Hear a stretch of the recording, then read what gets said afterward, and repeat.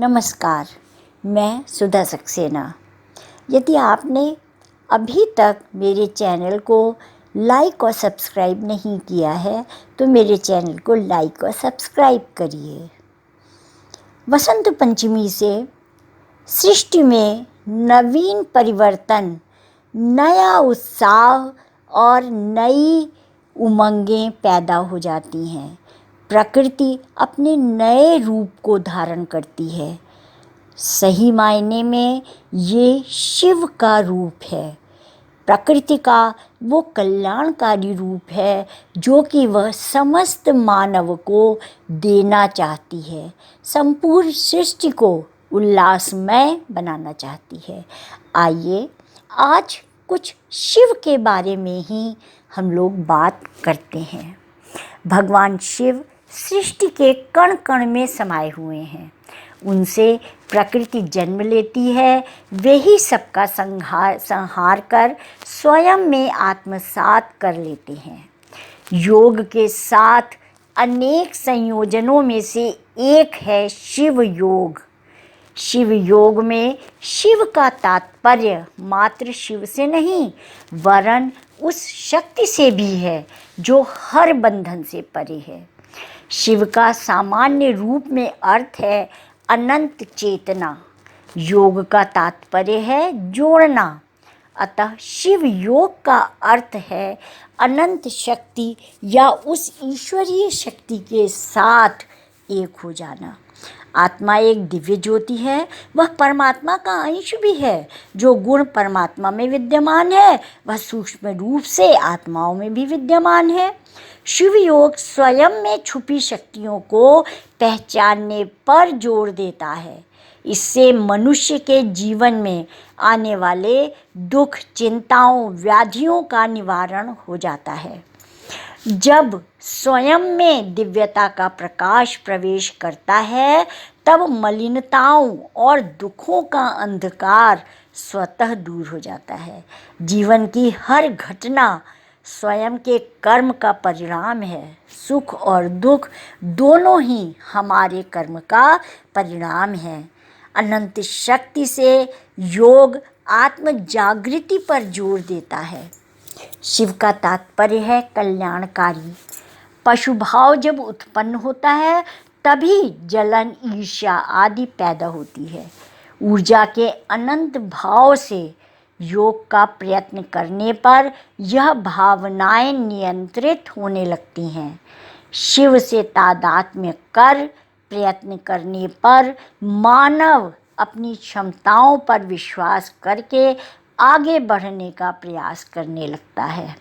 भोले शिव का प्रत्येक रूप हमें इसी बात को बताता है। भावना अगर शुद्ध है तो सेवा भी शुद्ध है। ध्यान, संकीर्तन आदि से इस क्षमता को बढ़ाने का प्रयत्न हम सबको निरंतर करना चाहिए।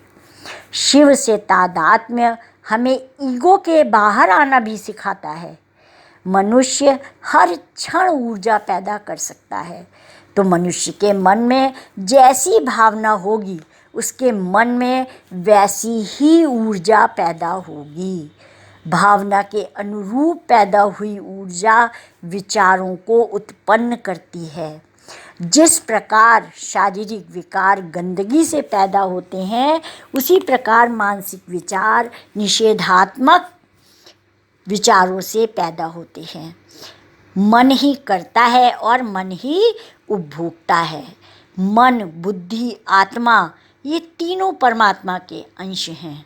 परमात्मा शून्य है जो कि अनंत है और विवेक अनुभव है। ज्ञान से विवेक पैदा होता है। ईश्वर की ओर बढ़ना ट्रांसफर ऑफ विजडम है। मन, बुद्धि, विवेक और अनुभव जब ये शून्य अर्थात परमेश्वर की ओर बढ़ने लगता है, सृष्टि के हित में सोचने लगता है, तब उसमें स्वयं ही परिवर्तन होने लगता है और वो ऊर्जा शिव अर्थात उस कल्याणकारी सकारात्मक विचारों से जुड़ने लगती है और तब सकारात्मक विचार पैदा होते हैं। इसमें सबसे ज़्यादा सहायक जो है वह है सत्संग। सत्संग ज्ञान के आधार पर दिमाग को साफ करता है या खाली करता है। यहाँ पे साफ करने का मतलब है कि जिस प्रकार हम प्रतिदिन अपने आसपास, अपने शरीर, अपने घर की सफाई करते हैं, उसी प्रकार से जब हम अपने अंतर्मन में लौटते हैं, शिव से कनेक्ट होते हैं, शिव के साथ संयोजन करते हैं, तब हमारे मानसिक विकार स्वतः साफ होने लगते हैं।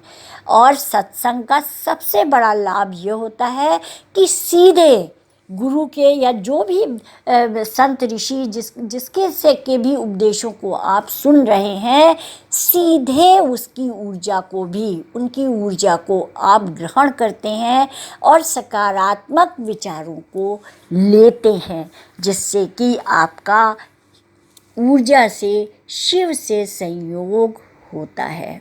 तो इस प्रकार से यह शिव योग का प्रमुख तात्पर्य यही है कि अपने मानसिक विचारों को सकारात्मक हम बनाएं और बुरे जो मानसिक विकार हैं उनको हम शुद्ध करें। आज इतना ही, धन्यवाद।